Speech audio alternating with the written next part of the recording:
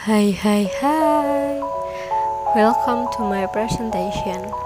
Perkenalkan, nama saya Keisha Rifdala Sabania, absen 25 dari kelas 10 HKL 2. Sebelumnya, apa sih neraca saldo itu?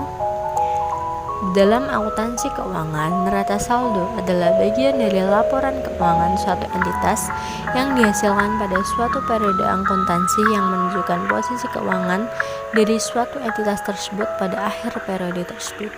Ini berarti bahwa dalam setiap neraca saldo menyajikan total untuk setiap akun aset, kewajiban, ekuitas, pendapatan, beban, keuntungan, dan kerugian.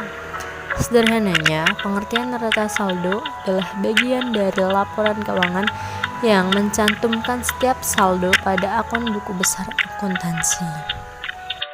Selanjutnya, ada fungsi dan tujuan neraca saldo. Fungsi neraca saldo: 1. Mempersiapkan pembuatan laporan akhir keuangan pada suatu perusahaan. 2. Mencatat setiap data yang ada pada setiap akun. 3. Mengoreksi seluruh catatan dan siklus akuntansi. 2. Tujuan neraca saldo. Tujuan dibuatnya neraca saldo adalah sebagai cara untuk mengetahui keseimbangan jumlah debit dan kredit di buku besar.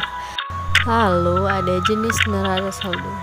Jenis-jenis neraca saldo: 1. Neraca saldo yang belum disesuaikan, dibuat setelah semua transaksi diposting ke buku besar. 2. Ada neraca saldo setelah penyesuaian, dibuat setelah proses penyesuaian ke akun-akun tertentu.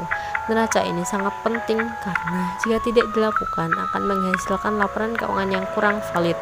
3. Ada neraca saldo penutup, digunakan untuk memastikan buku besar telah memiliki saldo awal untuk periode berikutnya. Tahap pembuatan neraca saldo secara garis besar mencakup: 1. Menghitung setiap saldo awan ke buku besar. 2. Mencatat debit atau kredit di neraca saldo. 3. Menjumlahkan total debit dan kredit di masing-masing kolom. 4.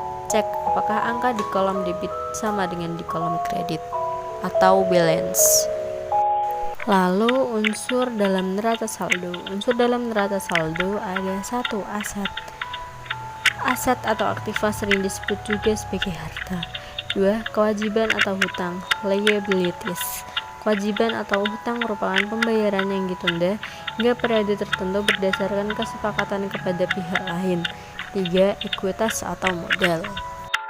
Selanjutnya, di sini ada contoh neraca saldo. Di sini ada contoh neraca saldo dari UD Merdeka per 31 Desember 2019. Oke, any questions? Sampai sini dulu presentasi saya. Kesepian tanpa kekasih, cukup sekian dan terima kasih. Thank you.